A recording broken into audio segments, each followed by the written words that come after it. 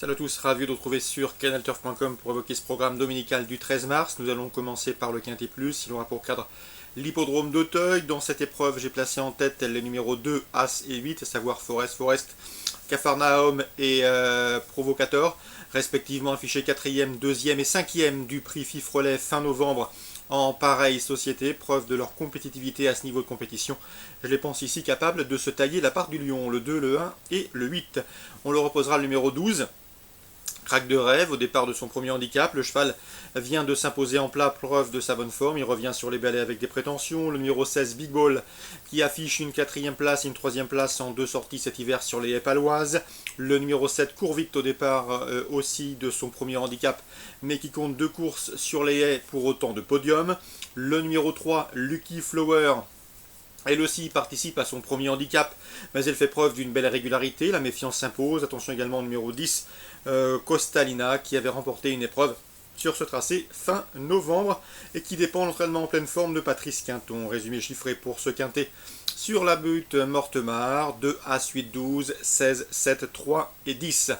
Dans la 4e, l'attraction de la course sera Bonito du Berlay, le 406, vous le connaissez, c'est un authentique champion, l'un des meilleurs de sa promotion. Il a maintenant 5 ans, avec Blue Dragon il domine cette génération. Ce 406 Bonito du Berlay va ici effectuer ses grands débuts sur les gros obstacles, c'est-à-dire sur le steeplechase, et au regard de ce potentiel, même s'il n'est peut-être pas à 100%, il n'a pas besoin de l'être pour s'imposer en pareille société, lui qui affiche déjà 9 victoires et 2 places en 12 courses courues. 406 Bonito de Berlay, c'est le cheval de classe du lot et devrait pouvoir débuter victorieusement sur le steeple.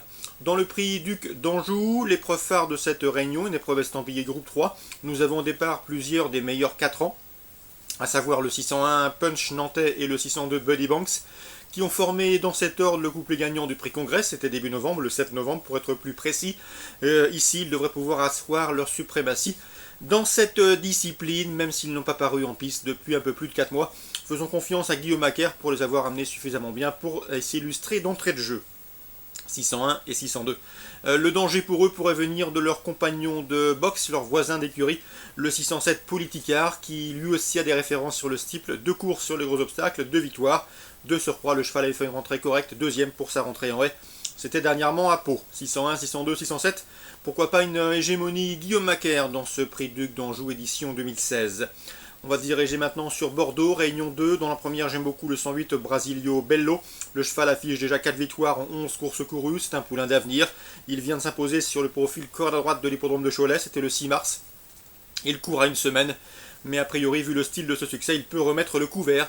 D'autant que c'est un excellent droitier. Le 108 Brasilio Bello.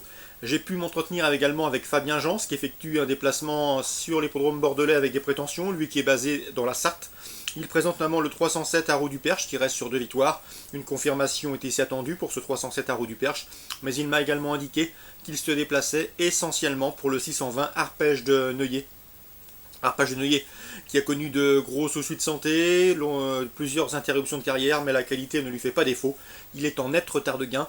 C'est vrai ici qu'il affronte ses cadets, mais l'opposition est largement dans ses cordes. Au dire de son entraîneur, le cheval reste sur un succès à virer à mon avis. Il peut engranger plusieurs succès avant de tomber dans sa catégorie. Le 620 Arpège de Neuillet qui s'élance avec l'entière confiance de son entraîneur jockey Fabien Jans. Donc résumé chiffré pour Bordeaux, 108, 307 et surtout 620, vous l'aurez compris, l'entourage est très confiant. Concernant Cagnes-sur-Mer, Réunion 3, nous aurons également un temps fort. Il s'agira du critérium de vitesse de la Côte d'Azur, une épreuve estampillée groupe 1 sur 1609 mètres le mile. Le 507 Imoco est au départ, lui qui a remporté cette course en 2013, mais également l'an dernier, double lauréat dans cette course, 2e et dauphin de Bold Eagle dans les prix d'Amérique et prix de France cet hiver. Il descend une nouvelle fois sur l'hippodrome de Cagnes-sur-Mer avec de sérieuses prétentions. D'ailleurs, il est invaincu en 4 sorties sur le mile cagnois et entend bien préserver cette invincibilité sur l'anneau azuréen, le 507 Timoco, candidat au succès. À mon avis, seul son numéro peut lui jouer des tours. Il a en effet hérité d'un numéro 7 en dehors, derrière les ailes de la voiture. C'est un gros handicap sur ce tracé réduit, avec un virage qui arrive finalement assez vite. Dans cette épreuve, on lui opposera en priorité le 505 Voltigeur de Myrthe, qui a terminé dans son sillage dans le Prix de France, où il a terminé 3e. Le 502 avec des Ripré est un performant piste plate, et retrouve Jean-Michel Bazir, lui, un Jean-Michel Bazir qui ne l'a plus piloté d'ailleurs depuis le Critérium des 5 ans, C'était au cours de l'été 2013. Attention également au 506 Oasis B, surprenant 3e du Grand Prix d'Amérique. Le cheval affectionne les parcours de vitesse, il faut qu'on vienne s'en méfier. Une petite note également de méfiance avec le 504 Passia l'Est, redoutable sur les tracés réduits. Ce cheval a terminé notamment 2e de cette course en 2014. De mémoire, c'était Univers de Pan qui s'imposait ce jour-là.